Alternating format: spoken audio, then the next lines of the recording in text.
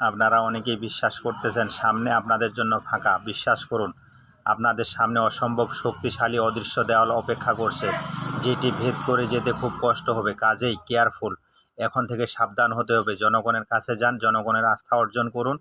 অবশ্যই জনগণের প্রত্যাশা অনুযায়ী কাজ আমাদের করতে হবে। জনগণ যা চায় তার বাইরে গেলে আমরা টিকতে পারবো না। এই কথাগুলো বলেছেন আমাদের তারুণ্যের অহংকার তারেক রহমান। এই স্পষ্ট কথাগুলো আমাদের দলের একজন সমর্থক থেকে শুরু করে নেতাকর্মী, মহাসচিব পর্যন্ত যারা আমরা আছি, খুব দ্রুত বুঝতে পারলে আমাদের নিজেদের মঙ্গল এবং দলের জন্য মঙ্গল হবে। কেননা আমাদের সামনে অদৃশ্য আদর্শের দেওয়াল।